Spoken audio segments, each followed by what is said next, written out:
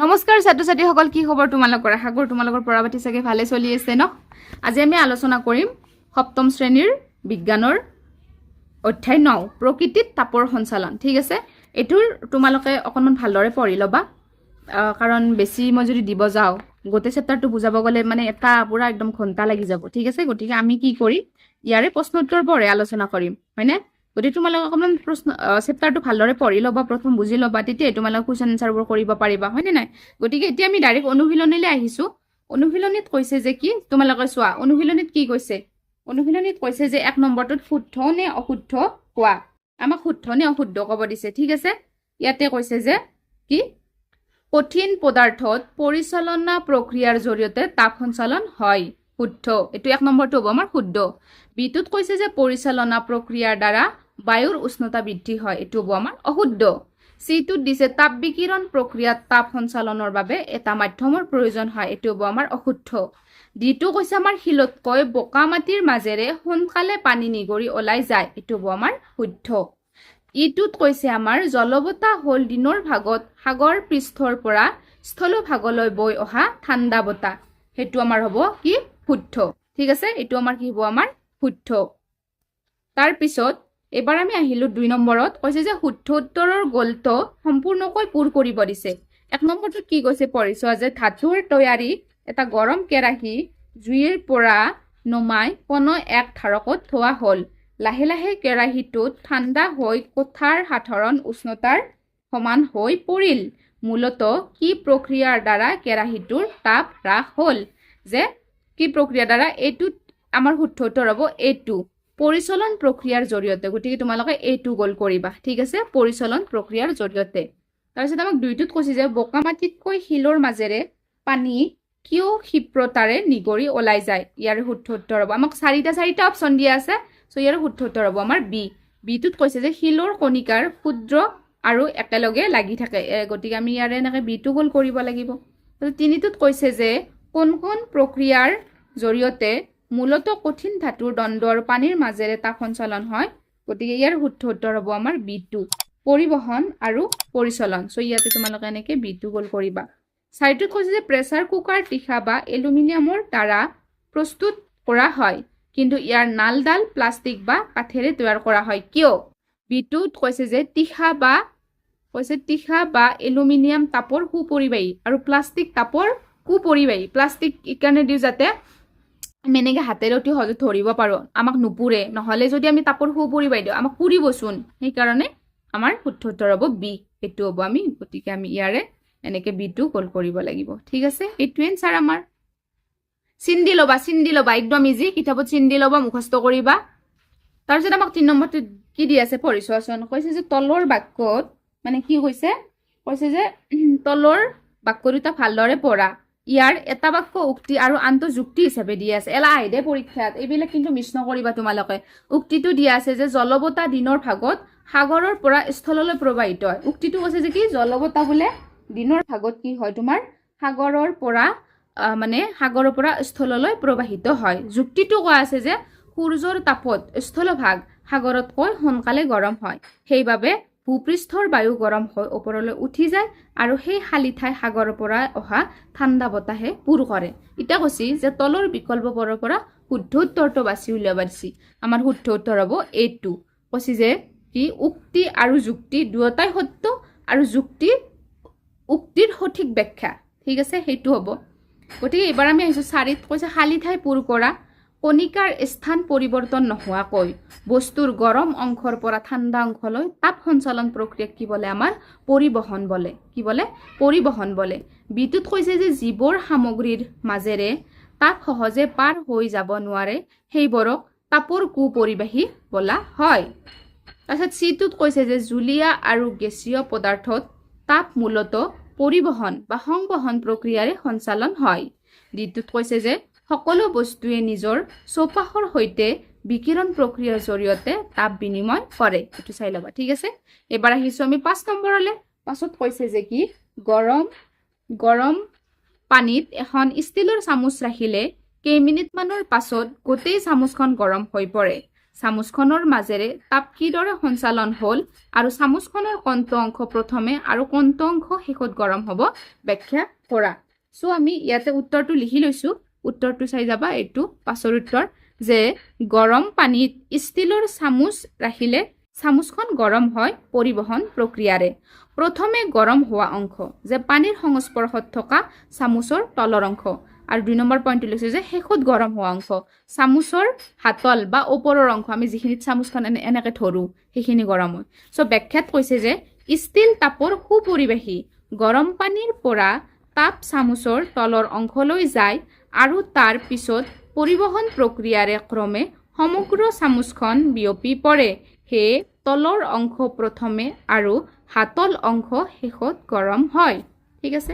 তাৰপিছত 6 নম্বৰটো দিছে যে জুইৰ চাৰিওফালে বহি থকা মানুহবোৰে কাষৰ ঠাইখিনিৰ বায়ু ঠাণ্ডা হ'লেও গৰম অনুভৱ কৰে। এই প্ৰক্ৰিয়াৰ লগত জড়িত তাপ সঞ্চালনৰ প্ৰধান প্ৰক্ৰিয়াটো ব্যাখ্যা কৰা।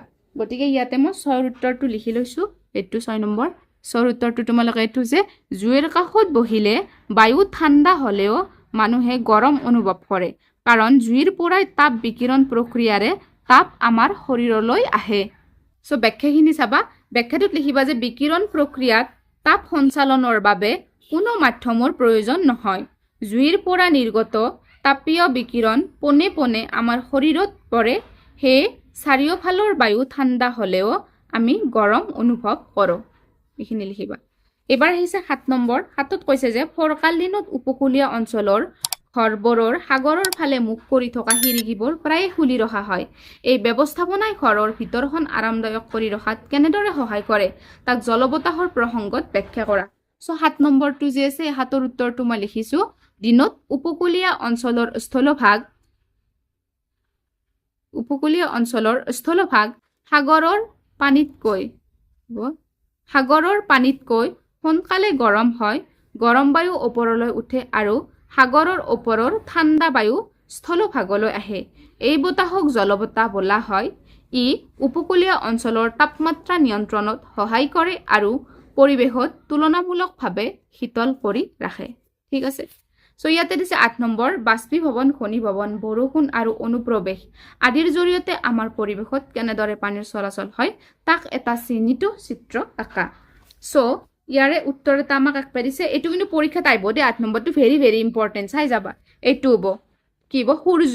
সূৰ্যৰ পিছত বাষ্পীভৱন, তাৰপিছত মেঘ বা ঘনীভৱন হয়, আৰু ঘনীভৱনৰ পিছত বৰষুণ হয়। বৰষুণৰ পিছত কি হয়? নদী বা পুখুৰী, সাগৰ এইবিলাকত পৰে। তাৰপিছত আৰু ইয়াতে কি? অনুপ্ৰৱেশ। গম পাইছানে? সেইটোৱে মানে কি হয়, তোমাৰ বস্তুটো এনেকে আহে। বুজি পাইছা? এইটো চিষ্টেম। গতিকে তোমালোকে এইটো চিত্ৰ এনেকে আঁকি ল'বা, পৰীক্ষাত আহিব, পুৰা মাৰ্ক থাকে কিন্তু। এবাৰ আমি আহিছো 9লৈ। 9টোত কৈছে গাঁও, চহৰ আৰু ঔদ্যোগিক অঞ্চলবোৰৰ ভূগৰ্ভস্থ পানীৰ অভাৱ হোৱাৰ প্ৰধান কাৰণসমূহৰ এখন তালিকা প্ৰস্তুত কৰা। সো মই ইয়াতে তালিকা প্ৰস্তুত কৰিছো। এইটো 9ৰ উত্তৰৰ চাই যাবা। তোমালোকে এনেকৈ এখন তালিকা বনাবা। তালিকাখনত তোমালোকে এইখিনি লিখি ল'বা। বৈশিষ্ট্য, গাঁও অঞ্চল, চহৰ অঞ্চল এইখিনি লিখি ল'বা। ঠিক আছে। লিখি লৈ কেনে তোমালোকে কি কৰিবা? লিখিবা বৈশিষ্ট্য, গাঁও অঞ্চল, চহৰ অঞ্চল। ইয়াতে থাকিল আমাৰ তাপমাত্ৰা, হয় না? তাপমাত্ৰা গাঁও অঞ্চলত তুলনামূলকভাৱে কম, চহৰ অঞ্চলত তুলনামূলকভাৱে বেছি। গছ গছনিৰ ক্ষেত্ৰত গাঁও অঞ্চলত গছ গছনি বেছি থাকে আৰু চহৰ অঞ্চলত গছ গছনি অলপ কম থাকে। কংক্ৰিটৰ ঘৰ মানে পকী বিল্ডিং এইবিলাক অকণমান গাঁৱত কম থাকে, চহৰত অধিক থাকে। বায়ু প্ৰদূষণ গাঁৱত কমকৈ হয়, চহৰত বেছি হয়। পৰিৱেশ গাঁৱত শীতল আৰু চহৰ অঞ্চলত অধিক মানে গৰম হয়। ঠিক আছে। এইটো তোমালোকে চাই ল'বা। অ'কে। তাৰপিছত ইয়াৰে পিছত আহিছো আমি কিমান নম্বৰলৈ? 10 নম্বৰলৈ। 10ত কৈছে যে কি? 10 নম্বৰত এইটো 10 নম্বৰ। ইয়াতে কৈছে যে এটা চীনামাটি আৰু এটা ষ্টিলৰ কাপত সমপৰিমাণৰ গৰম চাহ লোৱা হ'ল। কোনটো কাপত চাহ দেৰিলৈকে গৰম হৈ থাকিব বুলি ভাবা? কাৰণ ব্যাখ্যা কৰা। সো 10ৰ উত্তৰটো এইটো মই লিখিছো ইয়াতে যে চীনামাটিৰ কাপটোত চাহ দেৰিলৈকে গৰম হৈ থাকিব। কাৰণটো কি? যে তাপৰ পৰিবাহিতা। চীনামাটি হ'ল তাপৰ সুপৰিবাহী, আনহাতে ষ্টিল হ'ল এবিধ ধাতু আৰু ই তাপৰ সুপৰিবাহী। 2 নম্বৰটোত কৈছে তাপৰ লোকচান, হয় না? মানে কাৰণকেইটা ব্যাখ্যা কৰিব দিছে। সো পইণ্ট হিচাপত আৰু তাপৰ লোকচান যে কি ষ্টিলৰ কাপটোৱে চাহৰ পৰা তাপখিনি অতি সোনকালে নিজৰ মাজেৰে পৰিবহন পদ্ধতিৰে বাহিৰৰ বায়ুমণ্ডললৈ এৰি দিয়ে। ইয়াৰ ফলত ষ্টিলৰ কাপৰ চাহ সোনকালে ঠাণ্ডা হৈ পৰে। এনেকৈ অকণমান কাৰণ লিখিলে, দুটা পইণ্ট লিখিলে তোমালোকে মাৰ্কখিনি পাই যাবা। ঠিক আছে, গতিকে ইয়াৰে পিছত আহিছোঁ আমি 11 নম্বৰলৈ। 11ত কৈছে যে কেইবিধমান পদাৰ্থ একে উষ্ণতালৈ গৰম কৰি একে পৰিস্থিতিত ঠাণ্ডা হ'বলৈ দিয়া হ'ল। ইয়াৰ তথ্যখিনি তলত দিয়া হৈছে। চ' তালিকাখন আমাক ইয়াতে কি কৰা আছে, তালিকাখন আমাক এনেকৈ দিয়াই আছে। এই তালিকাখনৰ ওপৰত এই প্ৰশ্নকেইটাৰ যথাযথ উত্তৰ দিব দিছে যে কোনবিধ পদাৰ্থ আটাইতকৈ সোনকালে ঠাণ্ডা হৈছে, কোনবিধ পদাৰ্থ দীৰ্ঘ সময়লৈকে গৰম হৈ আছে। ওপৰৰ তথ্যবোৰ চাই কোনটো বস্তুৱে চাহৰ কাপোৰ নিৰ্মাণ কৰিবলৈ অগ্ৰাধিকাৰ দিবা, তেনেকুৱা হিচাপত আৰু। চ' 11 নম্বৰৰ কাৰণে মই লিখিছোঁ, এই লিষ্টখনো লিখিছোঁ, প্ৰশ্নকেইটা লিখিছোঁ। চ' উত্তৰ হ'ব আমাৰ, তোমালোকে পইণ্টবিলাক ভালকৈ চাই যাবা। চ' হ'ব যে এই পদাৰ্থ কৈছে যে এই পদাৰ্থ, এইটোত হ'ব যে পদাৰ্থ চি আটাইতকৈ সোনকালে ঠাণ্ডা হৈছে, পদাৰ্থ এইটো দীৰ্ঘ সময়লৈকে গৰম হৈ আছে, আৰু চিৰ এনচাৰটো হ'ব চাহৰ কাপ নিৰ্মাণ কৰিবলৈ আমি পদাৰ্থ এক অগ্ৰাধিকাৰ দিম। ঠিক আছে, এইটোৱে। গতিকে তোমালোকে চাই ল'বা। গতিকে এইবাৰ আমি আহিছোঁ 12ত কৈছে ৰোগীয়ে গৰম পানীৰ বেগ ব্যৱহাৰ কৰাৰ কিছু সময়ৰ পাছত লাহে লাহে ঠাণ্ডা হৈ যায়, কি কি প্ৰক্ৰিয়াৰ জৰিয়তে তাপ হ্ৰাস হ'ল ব্যাখ্যা কৰা। চ' 12ৰ উত্তৰটো হ'ব কি আমাৰ, গৰম পানীৰ বেগ এটা ব্যৱহাৰ কৰাৰ কিছু সময়ৰ পাছত ই নিজে নিজে ঠাণ্ডা হৈ পৰাৰ মূল কাৰণটো হ'ল তাপৰ সঞ্চালন। উষ্ণ বস্তুৰ পৰা শীতল বস্তুলৈ তাপ স্বাভাৱিকভাৱে বৈ যায়। ইয়াত প্ৰধানকৈ এটা ভৌতিক প্ৰক্ৰিয়াৰ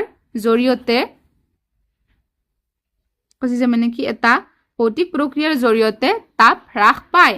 তাৰপিছত তাৰে পইণ্টকেইটা মই লিখিম যে কি পৰিবহনত কি মানে পইণ্ট হিচাপে লিখিব লাগিব, গম পাইছানে? অকণমান দীঘল হ'বই, তোমালোকে নাভাবিবা। তোমালোকে যদি এনেকৈ যদি মানে ডাইৰেক্ট একদম কমকৈ লিখি থাকে তেতিয়া বেছি মাৰ্ক নাপাবা। চ' এই পইণ্টকেইটা অলপ অলপ লিখিবা যে পৰিবহন, যেতিয়া গৰম পানীৰ বেগটো ৰোগীৰ শৰীৰত সংস্পৰ্শত যেতিয়া সংস্পৰ্শত ৰখা হয় তেতিয়া বেগৰ উচ্চ উষ্ণতাত থকা গৰম পানীৰ পৰা তাপ পোনপটীয়া সংস্পৰ্শৰ বাবে ৰোগীৰ কম উষ্ণতাৰ শৰীৰলৈ সঞ্চালিত হয়। ইয়াৰ উপৰি বেগটোৱে স্পৰ্শ কৰি থকা বিচনা বা আশে পাশে থকা বস্তুবোৰলৈকে পৰিবহন পদ্ধতিৰ তাপ গুচি যায়। 2 নম্বৰটো মানে পৰিচলন, এটা পইণ্ট আৰু। গৰম পানীৰে বেগৰ সংস্পৰ্শত থকা আশে পাশে থকা বায়ুখিনি প্ৰথমে গৰম হৈ পৰে। গৰম বায়ু পাতল হৈ ওপৰলৈ উঠি যায় আৰু তাৰ ঠাই ল'বলৈ কাষৰ ঠাণ্ডা বায়ু তললৈ নামি আহে। এইদৰে সৃষ্টি হোৱা পৰিচলন হ্ৰস্বৰ বাবে বেগৰ তাপ অহৰহ বায়ুমণ্ডললৈ নিৰ্গত হৈ থাকে। তাৰপিছত বিকিৰণতো অলপ পইণ্ট লিখিবা যে যিকোনো উষ্ণ বস্তুৰ দৰে গৰম পানীৰ বেগটোৱে কোনো মাধ্যমৰ সহায় নোলোৱাকৈ বিদ্যুৎ চুম্বকীয় তৰংগৰ আৰ্হিত চৌপাশৰ পৰিৱেশলৈ তাপ বিকিৰণ কৰে। এইখিনি পইণ্ট লিখি দিলে হৈ যাব। ঠিক আছে, তাৰপিছত এইবাৰ আমি আহিছোঁ 13 নম্বৰলৈ। 13ত কৈছে যে শীতকালত এখন গধুৰ কম্বলতকৈ দুখন একেলগে জাপি লোৱা পাতল কম্বল কিয় বেছি দিয়ে ব্যাখ্যা কৰা। যে তাৰে আমি পইণ্ট লিখিব পাৰোঁ যে কি বায়ুৰ তাপৰ সৃষ্টি, যে যেতিয়া আমি দুখন পাতল কম্বল এটাৰ ওপৰত আন এখন জাপি লওঁ তেতিয়া আমাৰ কি হয়, তেতিয়া সেই কম্বল দুখনৰ মাজৰ খালী ঠাইখিনিত এখন বায়ুৰ তৰপ আবদ্ধ হৈ পৰে। আৰু 2 নম্বৰ পইণ্টটো লিখিব পাৰোঁ যে বায়ুৰ তাপৰ কুপৰিবাহী, যে বায়ু হৈছে তাপৰ অতি প্ৰবল কুপৰিবাহী, অৰ্থাৎ বায়ুৰ মাজেৰে তাপ সহজে চলাচল কৰিব নোৱাৰে। এই দুটা পইণ্ট লিখি দিলে তোমালোকে এইখিনি মাৰ্ক পাই যাবা। ঠিক আছে, এইবাৰ আমি আহিছোঁ লাষ্ট 14 নম্বৰলৈকে। 14ত কৈছে যে গ্ৰীষ্ম প্ৰধান অঞ্চলত ঘৰৰ বাহিৰে দেৱালবোৰত কিয় বগা ৰং লগাবলৈ পৰামৰ্শ দিয়া হয়, যুক্তি সাকাৰে ব্যাখ্যা কৰা। চ' ইয়াৰে মই এইটো লিখিছোঁ, কিয় মানে বগা ৰং কিয় দিবা দিয়ে, যে 1 নম্বৰ পইণ্ট সূৰ্যৰ পোহৰ আৰু তাপ প্ৰতিফলন, যে বগা বা পাতল ৰঙে নিজৰ ওপৰত পৰা সূৰ্যৰ পোহৰ আৰু তাপীয় বিকিৰণৰ সৰহভাগ অংশই প্ৰতিফলিত কৰি পৰিৱেশলৈ ঘূৰাই পঠিয়ায়, ফলত দেৱালে অতি কম পৰিমাণেহে তাপ শোষণ কৰে। তাৰপিছত 2 নম্বৰ পইণ্টটো লিখিব পাৰা ঘৰৰ ভিতৰভাগ ঠাণ্ডা ৰখা, যিহেতু বগা ৰঙৰ দেৱালখনে তাপ শোষণ নকৰে, সেয়েহে বাহিৰৰ গৰম ঘৰৰ দেৱালৰ মাজেৰে ভিতৰলৈ সহজে পাৰ হৈ যাব নোৱাৰে।